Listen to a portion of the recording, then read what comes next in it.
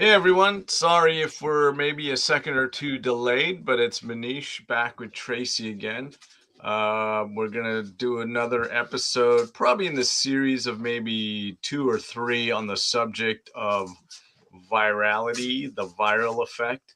Something that in the space of marketing and branding, Tracy and I face that request a lot, especially from smaller clients.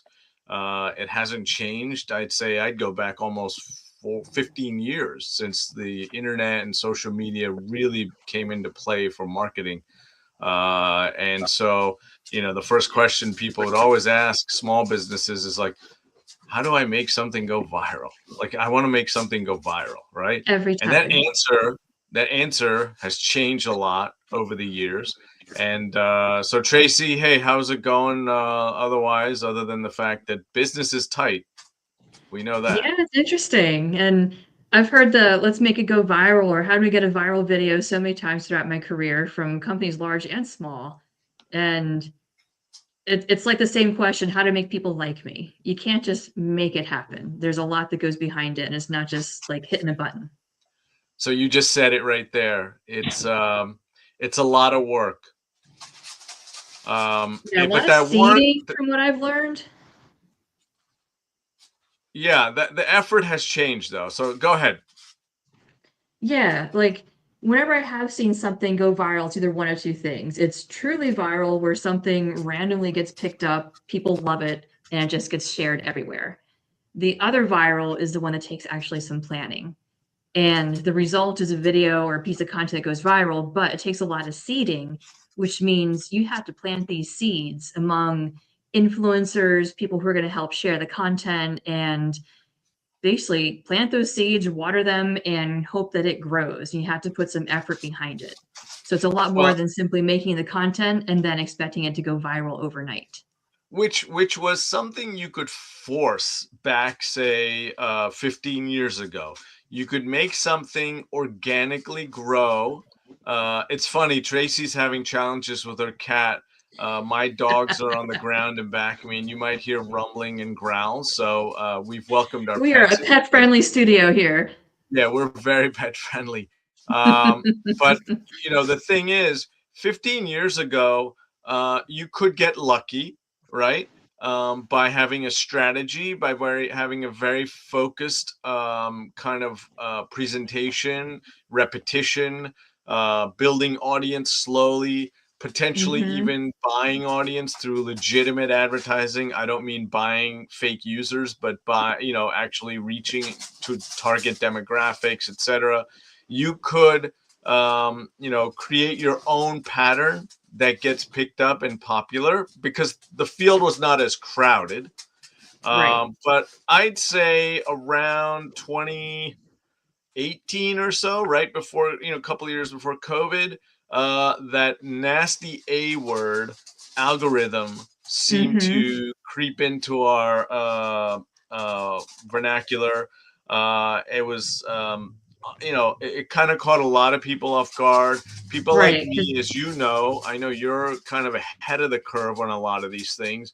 People like me are very skeptical, but the algorithm started to play a much greater role where the platforms started steering users to what they wanted people to go Hmm. to. And Yeah, so, here's the we thing, can like touch on that. the algorithm's been around since Facebook started becoming a pay to play site. Because remember when we were all doing social media marketing, you could have organic content and it would be seen by your followers. Then social media grew enough where they had to install the algorithms to start showing the right kind of content to people. Otherwise, it'd just be a free for all. And then it became pay to play. But regular people like you and I, if we were not in marketing, did not really notice algorithms until the year that you mentioned, like 2018. And that's when we all started noticing that our feeds are getting really, really smart at showing us what we were interested in, whether we wanted it or not. Yeah, and then when the algorithms were discovered by people like you and me or other folks who were either influencers or marketers, brands, etc., then they had to look for something else meaning the platforms, right? They had to look for something else, and they then evolved into something probably what we're now calling the attention economy era, right? Mm-hmm. Which is, well, algorithms are finding it harder and harder to differentiate from, because I've noticed this on LinkedIn, our wonderful platform that we show up Well, on, that's an right? anomaly. LinkedIn is a whole different animal. Yeah, but what I've noticed is a couple of folks that, for instance, I followed for a couple of years. Probably I started looking at more folks, peers during COVID, and a lot of the schlocky. Sorry, folks, if you're writing this stuff, but occasionally I might drop a line or two like this. But a lot of things about career advice and leadership and influencing and networking. There's about 10 or 5 to 10 bullets, right? Keywords Mm-hmm. that people have used to tip off an entire discussion. And they manage to get several thousand impressions, 100,000 impressions. They'll get several thousand reactions with a great deal of success. But guess what's happened over the last about year plus? They've disappeared. Now I Mm-hmm. look and I'm like, well, they're still there. And occasionally they'll bubble up and they'll have something, but very different from the content that got them those 10 or 15 or 20,000 views. And it seems like they've noticed a drop off, right? Because LinkedIn has decided, okay, you're now boring. And they got what they needed out of it, right? They probably got the business leads or the conversion out of it, so they made great use of early adoption of the algorithm and AI. Right? They wrote and produced content using AI, which in hindsight now you look at like, oh, okay, that was probably AI because no one's that good. Yeah, and interestingly, the algorithms are starting to become smarter at recognizing the AI content, and quality content will still continue to rise.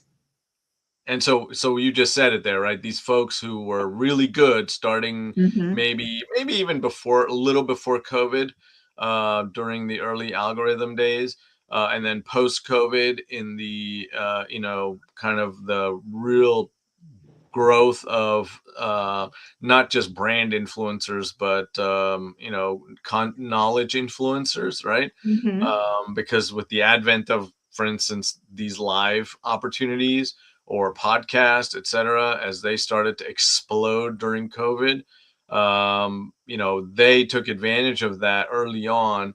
But then LinkedIn recognized, like, wait a second, this is not really exciting to us anymore. Now, the users, I still find some of the stuff from these folks quite interesting. You and I have exchanged one or two names on LinkedIn of people that I think are really ahead of the game or on top of it. Like I had Mm-hmm. mentioned, like Betsy Tong And what do you think they is have an in AI. common? Yeah, Because I yeah. feel that Uh, regardless of the status of the algorithm, how smart it is, it's the quality content that remains constant. yeah, and So there's when we some, find look, these standout accounts that we like and seem to be having, good success in terms of views and engagement, what do you think they have in common? well, I don't. I think, like for instance, AI is a very very hot topic. I know I had modest success writing about AI a few times, but I noticed that AI fact sheets or AI comment posts that are not negative about AI, right? Seem to be very favored by LinkedIn. I have been a little bit more cynical or pessimistic. And even like I said, I think Betsy is really good because she has both sides of the story of what Mhm. the dangers are about poor implementation of AI, but what the And that is a benefits could big be. danger. Yeah, what are the big benefits of AI if implemented correctly and not just used as a dangled as a buzzword that's on the checklist of things that a company Right. must And that's the thing, because AI it's really just a tool, and how you use it makes a difference between whether or not the content is quality, or the output is, dangerous or not. Yeah. And there are users who are dabbling with AI, but they don't know yet where the boundaries are and like where it has flaws and where they have to have like guidelines and stuff like that. And they use it and they don't know what good looks like, or they don't know how to recognize bad output. And that could be really dangerous for those people. And then you have people Yeah, and who understand how AI works, know how to put the right guidelines in, know how to put the experts in place to oversee the output, and they're getting excellent results. well, one thing I know is I'm here talking about virality, not just because I want to talk about it or because I'm some kind of expert in it, is because I need to learn also, because Mhm. there's a lot of rules, right, about virality, especially in the brand space on social platforms like Instagram and YouTube. I'm gonna kind of Mhm. discount TikTok lately simply because, as we all know, there's been a huge ownership shift, and the algorithm of TikTok pre-ownership shift and currently is extremely suspect. And I've talked to quite a few Gen Z who are not as who actually have deactivated their TikTok. It's And interesting so, seeing TikTok evolve, especially as it's gone from like a really pure content platform. When I used to look at TikTok years ago, I just love seeing people, like just everyday people dancing to their favorite song and just riffing on each other. And like that was pure, innocent, and so much fun. And now it's focusing really on making it an e-commerce platform, which is fine, but it's missing now that authenticity of like just real people doing human things for fun. well, I have a Gen Z case study that I can verify for sure, where someone did something that was like very mundane, just kind of one of these observing some, allowing Mhm. folks to observe them after work or something, their evening, like cooking, cutting Mhm. onions and somehow in one of the instances that they did this, they made like 500 bucks, $800, right? And Mhm. that was shared revenue with TikTok. And then the next time they did it over 2 weeks. They guess what they netted? $5,000. And I was like, Interesting. you've got to be kidding me off of that type of content. So TikTok is a very different space from a monetization standpoint. It's kind of scary actually that what they're like you said, right? I liked it when it was it actually felt like a community of people Mhm. sharing, fun things, maybe even with their family.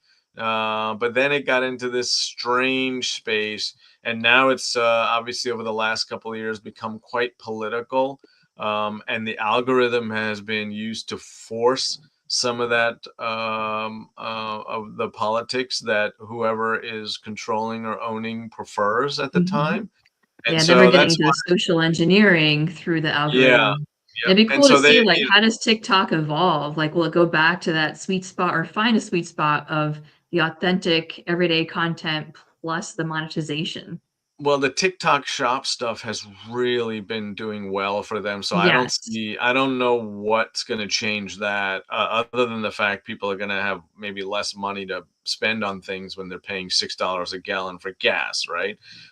So maybe that that'll change, like, what the priorities are for TikTok, but, Mhm. as far as Instagram goes, as far as YouTube goes, there are a couple of things that I am my own worst enemy when it comes down to my clothing brand. I've actually put a pause on some posting lately, because I'm Mhm. going to rethink the content I put out there.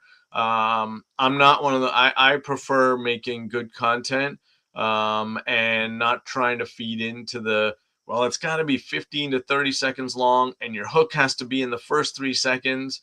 Yeah. And I know that I've learned if that's the content is good, people will watch it to the end. to the end, yeah. And Yeah. it's weird. My content that I started doing, the kindness in the street, started off a little bit soft, a couple thousand view, like, in the low thousands, a couple of hundred views, which is absolutely nothing in that world. And then we peaked and we were getting close to like 10,000 views on a particular piece of content. And then we got a couple of good weeks in a row, and then it's tailed off again, which means something or someone or my audience is getting bored, right, with what it is. And so I know I need to shift things a little bit. I don't want to change the business, right? I'm not going to change the business for that, but I'm going to change the type of content, because ultimately, for someone like me who's in a space where I don't have the budget to promote something, that Mhm. a good healthy budget, even for a smaller business, but in a space like I'm in, is probably $5,000 to $10,000 a month, and I simply don't have that to spend, right? So how do I do it organically, which is much harder, but still possible? The attention economy is like, what are you doing to get attention? That's not, I don't mean set something on fire or blow things up or have a car that does a wheelie, on a racetrack. Like that's attention. Or something, unfortunately people do some things that are not great on social media, but how do I still stay within my brand, right, and just get that Yeah, I'd message out? recommend, like, instead of chasing that $5 to $10,000 a month, start small with, like, $500 and see where it goes, and just use that to strategically, attract a core audience or to partner Well, with that's someone who has good reach. Well, you know what? You just brought up something really great, because I have done that, right? How did that For work? occasion, not all posts, but occasional posts. Mhm. And what I've done is I've done it across TikTok and Instagram on the same post. And what I can tell you is, and again, this might just be me, but TikTok has not resulted in any incremental web traffic, right? Mhm. It gives you a lot of views, like you get tremendous number of views, but what those views have meant is really nothing. Whereas on Instagram, those views that I have got, those impressions and views, have actually resulted in web traffic. Like, for me, quite a spike, from a regular Yeah. unpaid post to a paid post, anywhere from 10 to 20 times more traffic, which, And I think is a that's good a thing great for me. learning because it's telling you that TikTok is not the channel that's gonna bring you traffic. That just might be more of a pure awareness channel. And with Tik and I really set the objective to be the same with both of those, Mhm. with TikTok and with, Instagram. I say, "I want people to go to my website," Yeah, but with I your audience that you're attracting, the people who are finding you on TikTok might be like, "Cool, this is a great idea," and then they move on. But on or Instagram, your audience is saying, "Cool, how do I take the next step?" Yeah, and one of the reasons I haven't been able to promote all my videos on Instagram, for instance, Reels specifically, Mhm. is Instagram doesn't want any reel over 90 seconds. And stubborn me, Yes. being stubborn me, has decided, more to skew on the artistic side, and I want to deliver the movie I want to deliver, right? Even if it's 98 seconds, right? And I We can't gotta get you promote it. some Opus Clips. Use the Opus Clips Yeah, app and let it AI the heck out of your well, content and find, like, the best, 30-second clip that you can then put money behind. Like, keep Well, the I long one on your main organic feed, but then take eh, that 15 or 30-second clip, put the money behind that one, and let that, be your paid media piece. well, in all fairness to the guys who work with me on these clips, I have been their greatest obstacle to that effort, because I'm like, no, I don't want to cut that, and I want this, and I want that. So that's me being me, right? And being the eternal Mhm. optimist, I feel like the tortoise in the race between the tortoise and the hare. I'm I think always you the have both the tortoise. tortoise and the hare. So you've got Yeah. your tortoise, which is your 98-second clip that has the art, everything you want, and that lives in your feed that your existing followers find and they love it. But you want to attract more So people. So you get the yeah, and shorter clip that you put the money behind, and that brings more people in who will then appreciate the longer form content if they decide to follow you. and so what I am is one of those folks that I think I like that advice, is because it's I spent money on the content. I'm gonna Mhm. try to repurpose some of it. I think I'm gonna take some of that advice that you just shared, Yeah, because and you're in try a to good fit into spot the and you're algorithm. basically in that test and learn phase where you're trying different experiments, you're seeing what works. You learn that TikTok doesn't get you the clicks, but it might get you some awareness, but Instagram is giving you the clicks that you're looking for. And then you're learning like where do you need to focus those efforts. Yeah, I haven't done anything paid on YouTube, which I mean, I started using YouTube video ads Hmm. like in 2011 for one of my own brands. I love YouTube video YouTube ads. is so powerful. And I Yeah. remember working at the brand that when we were looking at paid media for video, there was a lot of push for TikTok, which makes sense for certain audiences and what actions you want people to take. However, YouTube had a more efficient ROI and reached more people.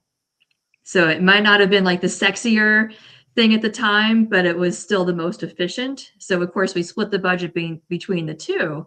But yeah, YouTube tends to be underestimated by people for too long, and it's super powerful because you have all the targeting that you can do, and you can have videos that have cards and call to actions that bring people to different pages on your website, and it shows up in search. So your YouTube content, if people are just typing in their Google keywords, your YouTube videos can come up, and then they watch the video, they see that call to action card, and they click and go to your site. Yeah, and again, the one thing that was probably more germane to our discussion here that you mentioned is collaboration Yeah. with people. And so, for instance, you and I are collaborating because you and I started with two different audiences, and hopefully, the two different audiences eventually don't overlap, right? Hmm. They are additive, and so. Exactly. We have had one guest, I think, in the past. We're gonna have another one in the future to join us, and we're gonna try to have more and more guests. I'm gonna try to have And more if and you want more to be a guest, send us a different. note with your Yeah, ideas. if you want to be a guest, send us a note. We'd love to share you with our network, and Hmm. we'd love to be able to present ourselves in this format and forum to your network. So that's Yeah. kind of why I've been doing this for like the last year and a half now. Wow, it's been that long, or has it been longer than that? It's been longer than that, believe it or not. So that's kind of why Mhm. I've been doing this, and even this, as you said, is a trial and error Yeah. approach of what I think works, what is authentic. So, right, it still has to be authentically who we are. Mhm. Neither one of us are actors, so we're not going to make something up. This is actually what we Yeah. enjoy talking about. It's Yeah, I something think we the feel like, collaborations are great for what we were talking about. How do you go viral? And when I yeah, mentioned how, like, making sure you can seed the content so that way it gets, more eyes and ears on it, collaboration has a big role in that seeding. And it's either influencers, formal or informally, and just sharing it with the right people. There's a nonprofit that I volunteer for. It's an arts organization here in Somerville, New Jersey. And I've been doing the social media content for them. And one of our features is a featured artist. So, like, once or twice a month, we pick a different artist. They send me a bunch of content. They answer some questions. They send me like a video of them talking, and I make a reel and some content out of it. And what that does is it benefits both the arts organization and the artist because now you've got two audiences that are merging, and it's got that additive effect. And then when you do that to scale, for example, with our viral topic, now you've got this exponential additive effect. Whereas you're tagging more people, including more people with their consent, of course, then you're getting this wider reach. And if it has legs, then that reach can become viral. But it does take I've work and planning. Oh, it takes a lot of work, a lot of planning. I need to work on both those things. I've seen a food reviewer who I think he's on Instagram for sure, and I believe TikTok too. But I saw him. He's a New Jersey food reviewer, just not a business, just an individual who loves food, goes to restaurants. But the difference is he doesn't just go there, sit down, and eat. Right? That's a very common food kind of presentation or review tactic. He goes there, Mhm. he set it up with the owners to join him on that first 3-second hook, right? He announces himself and he announces the restaurant, and then he goes in and starts talking about the food. And so that Mhm. is a wonderful collaboration. He's had me hooked. I've gone to one of the places he reviewed because I was just like, man, that looks really good. And I've reached out, believe it or not, to one of the owners of one of the other places he reviewed and said, hey, you guys are doing amazing with your food, and I'd love to come in and actually give you a hoodie, because food is kindness to me, and my business is about kindness. And so Yeah. those types of collaborations, doing more of them. I've had a few people reach out to me based on my videos on social media. Just need a few more of those, a few thousand Mhm. more of those types of outreaches. But slowly, like I said, and at the pace of a hare. Yeah. I'm Well, if sorry, I at the was to pace give of you a tortoise. advice Yeah. on how to get content viral, there's probably about 5 different things that matter. One is emotion. You wanna have some kind of surprise, humor, outrage, or delight. You just wanna trigger that emotion with people, and usually some kind of identity signaling that when people see it, they're like, "This says something about me, like, I identify with this, and if I share it, it's expressing me." Social currency is also important, which is, I think, notable with the kindness efforts that you're doing, because it makes the person who's sharing it look smart, or makes it look they're like an early adopter. And another element is tension or like a mismatch, and that's where the McDonald's CEO, like eating his product so gingerly, when something feels off, that can also help trigger virality. And simplicity, it just has to be easily understood, no context required. So with those 5 different elements, that can really help a piece of content go viral. And I think what a lot of brands get wrong is they want to control it. You can't control viral. It has to be loose. It can be risky. It's got to be imperfect. Like you kind of have to let go and just let it live. And when you start adding that corporate polish to something, it tends to kill shareability. I think that CEO, he had the corporate polish. He just looked like a guy eating product. Well, that's a good segue into some recent cases of things we've observed, right, that have gone viral. And um, I don't think either one of them were necessarily intentional. Mhm. So let me just share, right, Tracy, you mentioned the CEO of McDonald's, right? And his famous new product, right? He emphasized the word product when referring to his new burger.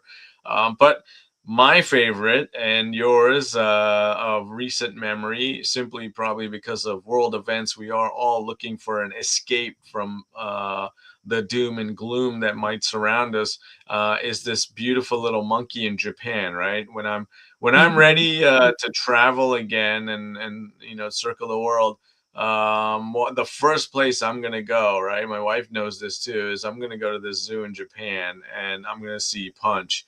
I assume he'll be a little bit more grown up, but I mean, this is a real photo of this little Bigfoot looking thing that's probably this, doesn't even go any taller than our kneecap, Mhm. walking around with its little IKEA plushie. By the way, the IKEA has, like, I guess, sold out of these things several times now.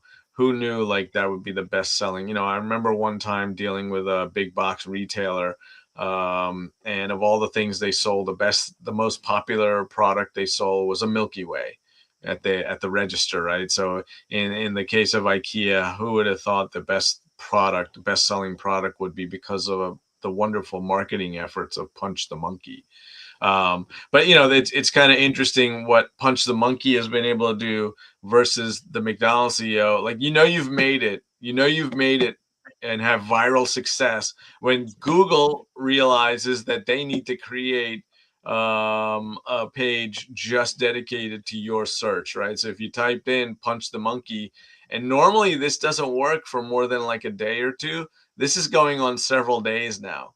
So that means Google's leaving this up there. Who knows? Maybe they'll wait till April 1st or something before they change it. But the popularity of this monkey, as you said, right? What's the human connection, right? Um, you know, it's a cute monkey and a cute animal, which are something that people lean on for some sanity during this time. And then the other part of this is the number of folks who have decided to copy the McDonald's CEO, right? He went viral. I don't know what this is going to mean for sales, but he definitely went viral, as you can see from all the different spoofs and copycats. And I think at least 6 or 7 CEOs went and copied him. And the amazing thing is, um, the CEO was kind of, I made fun of it too. I think you and I both had a chuckle. He was actually a regular social media fixture. He had his own social media presence, but no one ever knew he did, or at least not many people did. He talked about the usual things, leadership and, business related topics.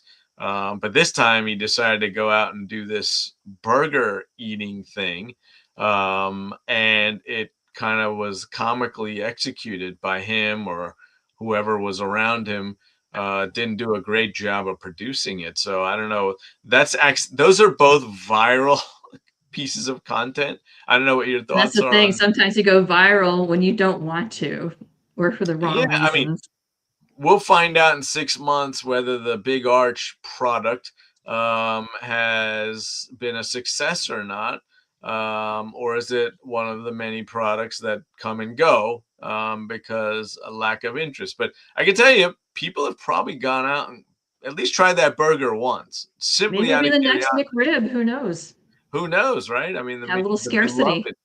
beloved McRib, right? Which of course also went viral a few weeks ago because it was embroiled in a lawsuit because folks said there's no rib in it, there's no rib meat in it, and so um, is that good? Is that bad? I don't know. We can never tell in 2026. Used to be right. There's no such thing as bad publicity. Hmm. Well, ask Cracker Barrel.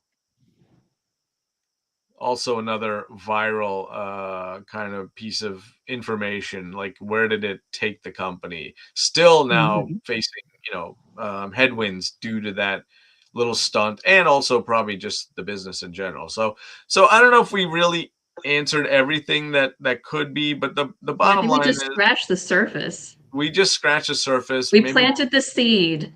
Yeah. Yeah, we planted the seed for something to go viral.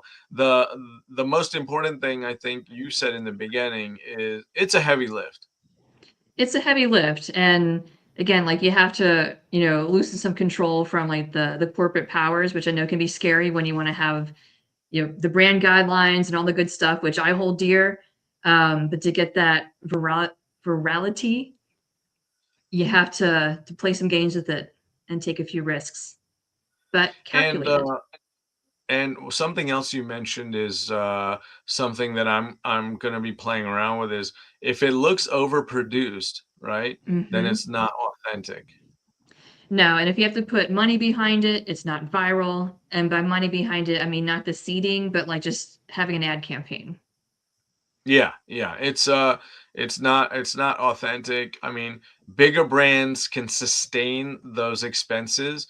Smaller brands cannot sustain those expenses.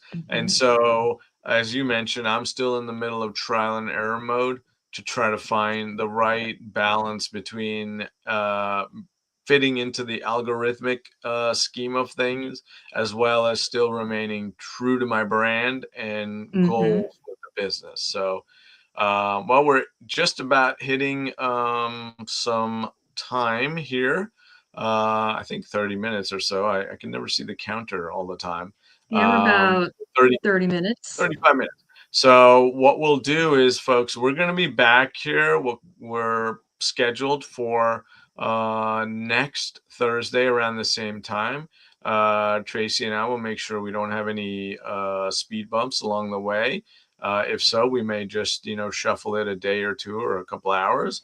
But we will continue this discussion. We are trying to book a guest who has successfully made things go viral, like really viral, and we Like want his real thought. grassroots to, yeah, to Very mainstream. grassroots.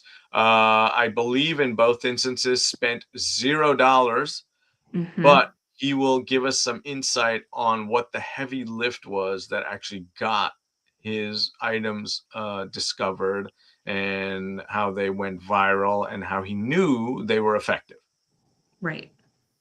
So, all right, Tracy, thanks so much. Thanks everyone who Thank you. joined us. here, or if you didn't join us live, feel free to email us. You can email me at Manisha Trickeywater. Tracy, if they want to get in touch with you. Tracy.coon@foxfireandcompany.com. All right, cool. So we got Trickeywater and Foxfire over and out, folks. See you later. And thank you for Bye. anyone who joined. Great. See ya.